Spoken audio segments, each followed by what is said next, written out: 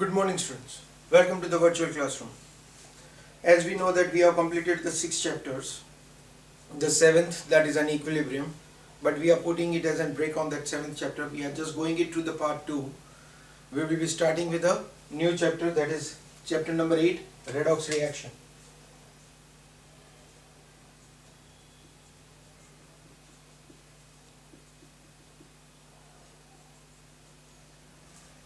This is very important chapter.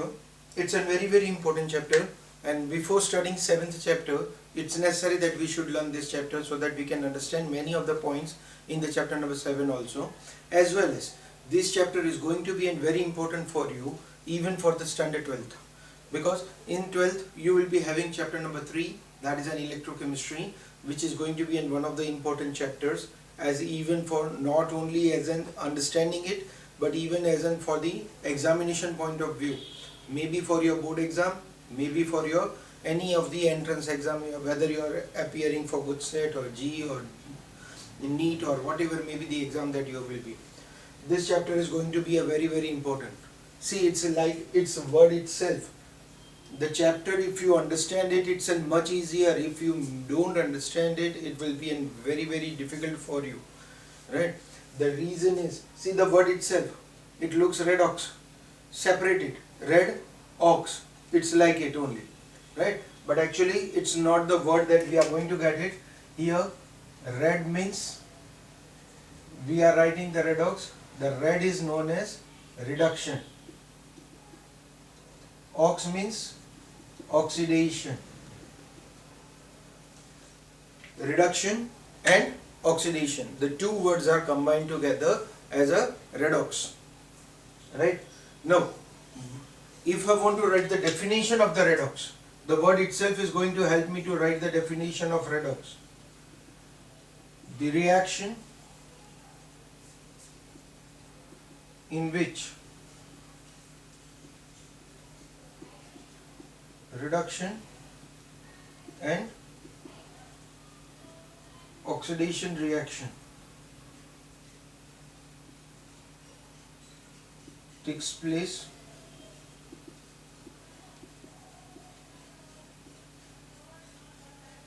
simultaneously.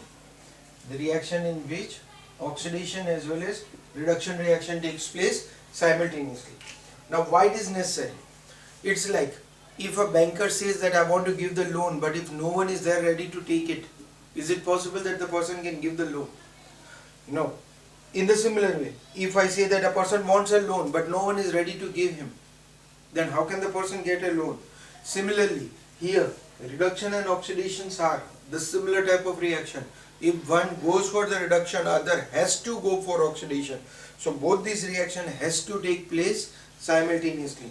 Otherwise, it is not possible to go for the redox reaction. So that is the reason why the definition of the redox is also indicated as the reaction in which both these reduction and oxidation takes place simultaneously. Now the question arises, then what is the meaning of reduction or what is the meaning of oxidation? Now, while we are going it for the reduction, no, for the ancient definition, that means in the initial stages when this word was being discovered, reduction, oxidation, at that time what was the condition? The reactions were there in which component used to accept hydrogen.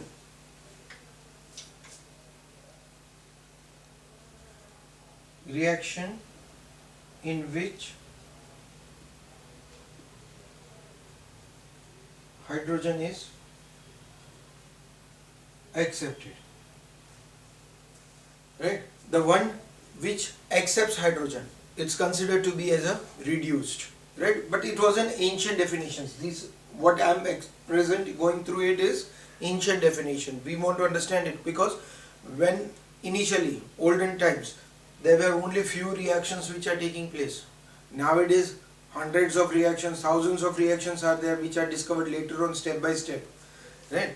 So at that time whatever the reactions were being understood, those reactions were having only 2 points.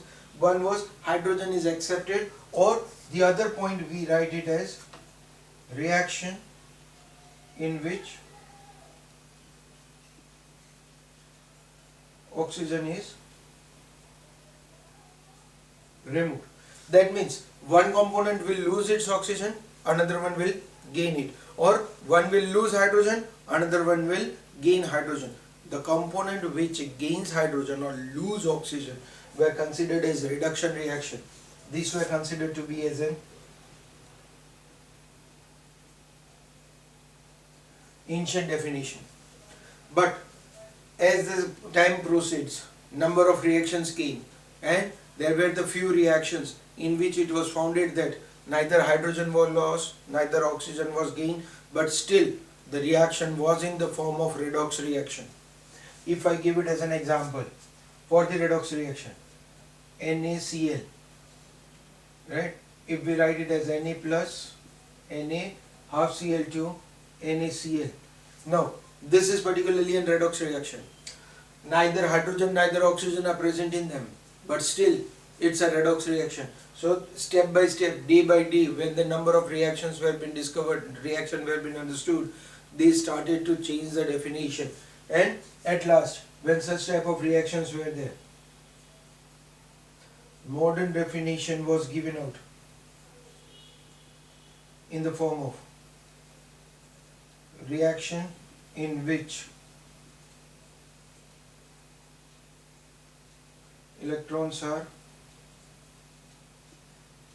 gained. The reaction in which electrons are gained, they were considered to be as a reduction reaction. That means here what is going to happen? The atom molecules are going to gain the electrons and going to get converted into ions. Or if they are already the ions, they will gain more electrons and become negatively charged. So reduction is going to make the atoms as a gainer of electrons, right? In place of that, if we go it for the oxidation, what we are going to write for the oxidation?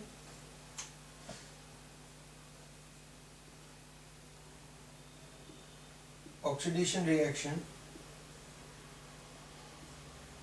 the reaction in which oxygen is accepted, or the reaction in which hydrogen is donated or removed. We will use the word removed, which will be much easier to remember it, right? These were again ancient definition. The modern definition was given out, the reaction in which electrons are donated. This is considered to be as a modern definition. These two are ancient definition, right? That is the difference. One is donating, another one is gaining. So both these reactions should take place simultaneously, right? So that is what we are going to have it as the word for the reduction oxidation. The example, let's try to understand the example, how this modern definition has been indicated, right? These are the things that we are going to study step by step later on. We are going to find out how to calculate that oxidation numbers also, right? But at present you have to simply understand it, that when you are having it as an atom, its oxidation number is 0. That means it has neither gained neither lost electron, right? This atom is in the form of neutral condition. Whatever are the electrons present with it, they are of its own, right? It has neither donated neither gained. Now, in the similar way, when we are writing Cl2, its oxidation number, it's a molecule. It's also having it as an 0 oxidation number. It's also the component which has neither gained neither lost electron. Why?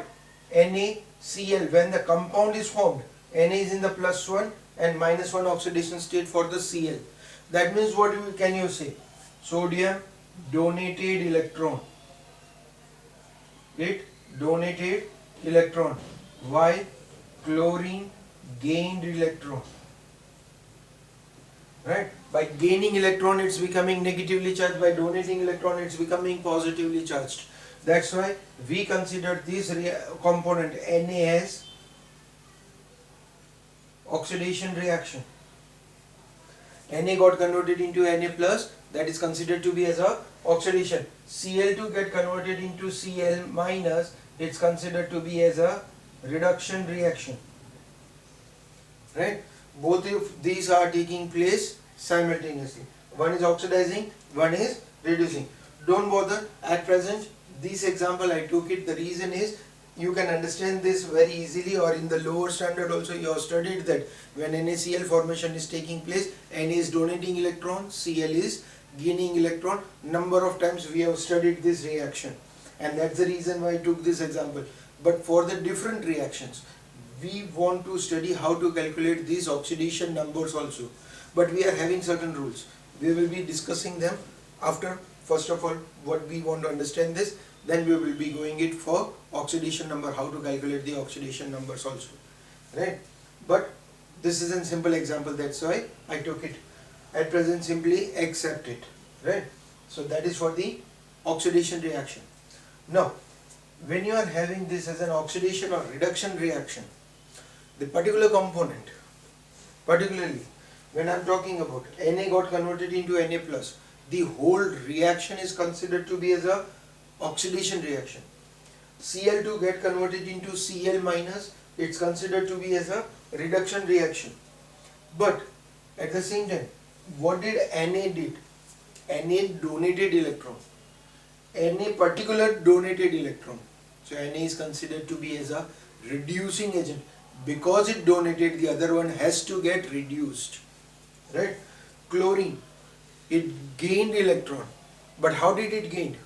By forcing the another component to donate it, or it took away the electron from someone else. So it reduced itself, but oxidized other, right?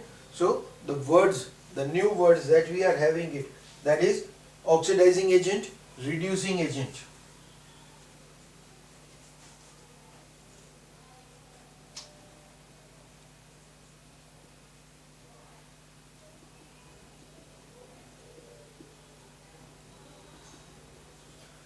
The meaning, again we want to understand it. The one which reduces itself and oxidizes other, it's known as oxidizing agent. Particularly an example that we will take it, Cl gained electron and get converted into Cl minus. Cl got the electron from where? It made the other component to oxidize itself so that it can lose its electron, and that electron can be gained by chlorine. So the component which reduces itself, component which reduces itself and oxidizes other is known as oxidizing agent, right? Or completely, if I want to write the reaction, then what I will do it is the one which loses oxygen, the one which gains hydrogen, right? Or the one which gains electron. Particularly the component which gains electron and becomes negatively charged are known as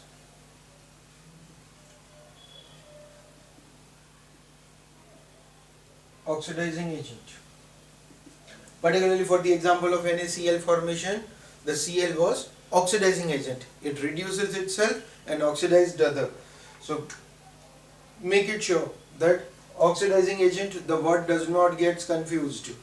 One which is a reduction reaction, the component which is reduced is known as oxidizing agent, right? Vice versa to it, a completely opposite for it. There are another definition of the reducing agent.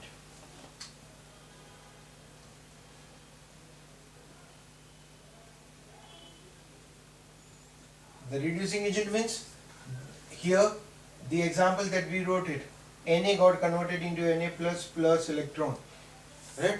See, make it again, the one more thing that you can remember, when your electron is in the form of product, it's going to be reducing agent.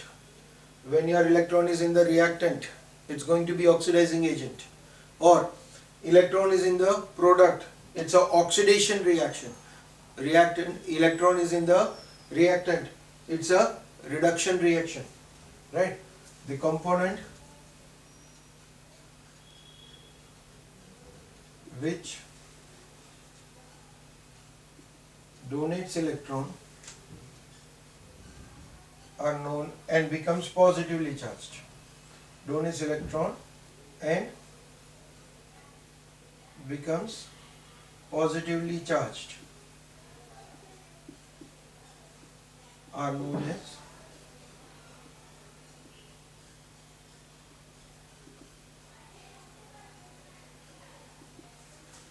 again I am repeating it, all the four definitions. One which donates electron, it's a oxidation reaction, or the component is considered as reducing agent. The one which gains electron, that reaction is known as reduction reaction, but the component is known as oxidizing agent, right? So in the exam you may be given out the question like this, particularly I am writing it as one of the reaction. It's given out to me in the form of Zn CuSO4 ZnSO4 plus Cu, and the question may be asked to you, what is oxidation reaction, which one is oxidation reaction, which one is a reduction reaction, which one is oxidizing agent, which one is reducing agent. So while this question is asked, first of all I will have to find out oxidation number. Again, don't bother how to calculate that oxidation number, we will study it later on. Only for present, what is oxidation, what is reduction, what is oxidizing agent, or what is reducing agent, we will try to understand that factor. Zn, it's a 0, Cu, it's a +2, S +6, O -2. Again I am saying it, don't bother how did I get these answers, right? It's because of the practice I can write it without any kind of a calculations. Later on, after studying it and after making a practice, you will be also able to understand these factors, right? But we will do it in our some other lectures. At present, Zn, it's a +2, +6, -2, 0, right? What does this number shows? That they have lose 2 electrons, because initially Zn was with its all the electrons with it, but because it donated the 2 electrons, it is +2 charge. So can I say that oxidation reaction, when I want to write it, I have to write it as Zn get converted into ZnSO4, right? I have to indicate it as a complete reaction, Zn to ZnSO4, it's an oxidation reaction. Or you can say it as Zn got converted into Zn +2 +2e. You can also write it in the similar way, right? This is an oxidation reaction. Reduction reaction, it's a CuSO4 get converted into Cu, or you can say that Cu +2 electrons gets converted into Cu. So this has donated electrons, so it was oxidation reaction. It gained electrons, so it's a reduction reaction. Again, for the oxidation electrons will be always in product. In the reduction reaction, electron will be always in reactant, right? Okay. Oxidizing agent.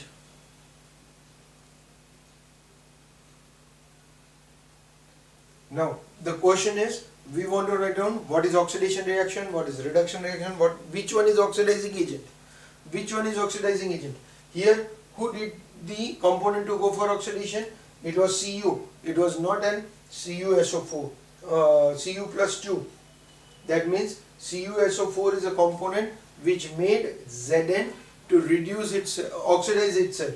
So your oxidizing agent is CuSO4, out of which particularly Cu plus 2, Cu plus 2, it's considered to be as an oxidizing agent, or you can write it completely CuSO4, or you can write it as Cu plus 2, it's an oxidizing agent. Reducing agent, the one which reduced the other. Here Zn was there who donated the electron and reduced the CuSO4. So your reducing agent is only Zn. So in that case, it's not necessary to write it as an complete Zn to ZnSO4. That is a reaction, right? These are considered to be as a half reactions. We particularly use for them as word as half reactions. When these two half reactions are combined together, it gets converted as a redox, right? But these two are the specific components which are taking the reaction to go for oxidation or reduction. So they are known as oxidizing agent or reducing agent. Here students are making many errors while this type of questions are there. So make it sure what is oxidizing agent, what is reducing agent, what is oxidation reaction, what is reduction reaction. Right? Okay. Particularly, we will see this whole reaction, how it is going to be competitive or how we can understand this reaction. Right? So, particularly electron transfer, what we are showing it, or how can we see it with our naked eye, or if I want to go for such type of reaction, is it necessary that every time Cu will be oxidizing? Not necessary. Every time Cu will be reducing? No. It can be depending upon the component to which it is going to be attached, right?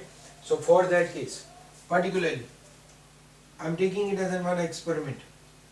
I am taking it as an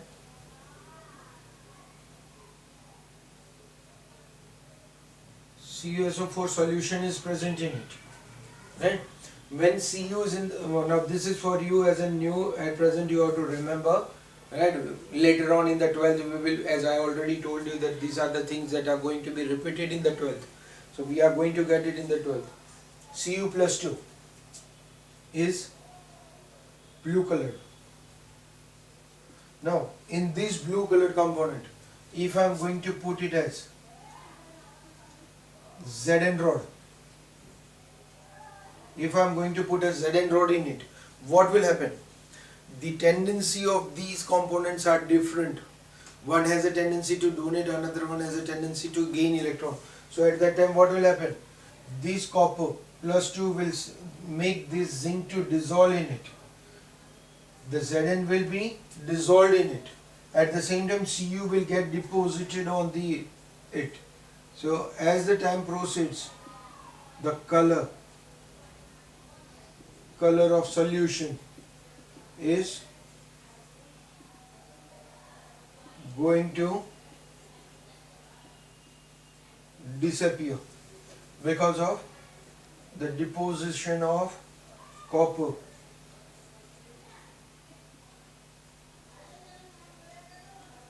Cu is going to be deposited on it. So one is going to become from colored solution to colorless. So that shows that copper is reduced.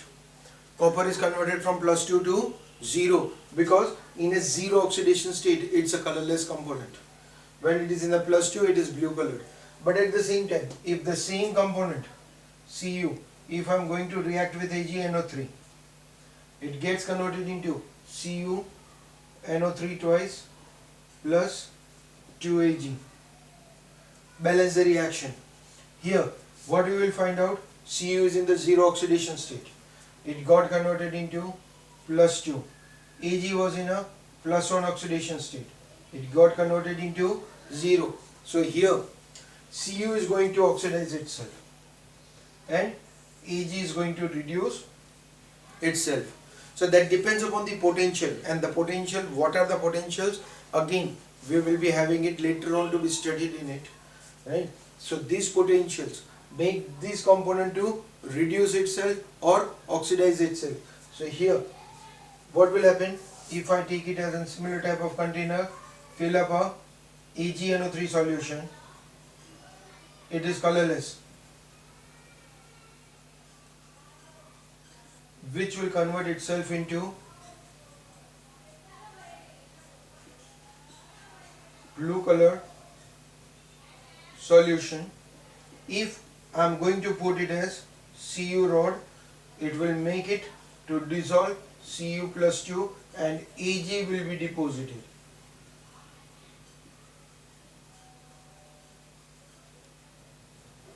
In the solution, Ag will be deposited, and therefore this reaction shows that the first one showed copper was in the form of reduction. The second reaction shows copper is in the oxidation.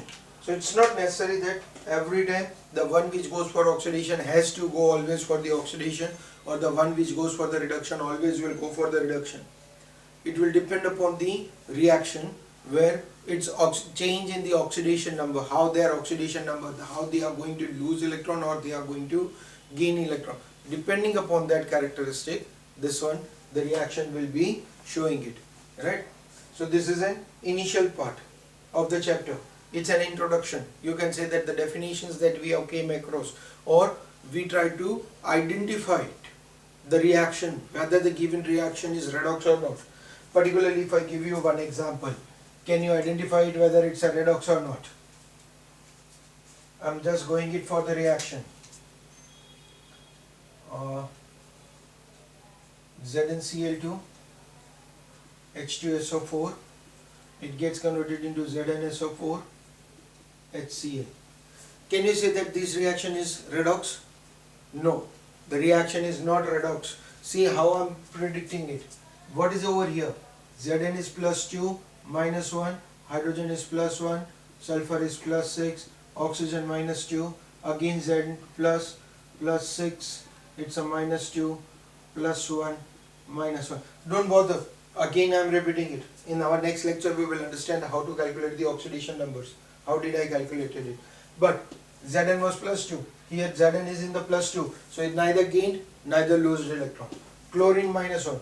Here also the chlorine is minus 1. It has also neither gained neither lost electron. Hydrogen plus 1.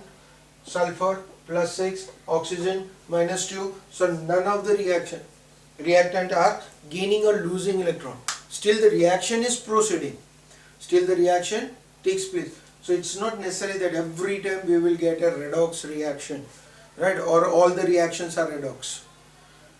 Certain reactions are redox in which the oxidation number of the component changes by donating or gaining electrons. So this oxidation number is going to be very, very important for us, how to calculate it. So in our next lecture, we will try to understand how to calculate the oxidation numbers. Right? Till then, thank you.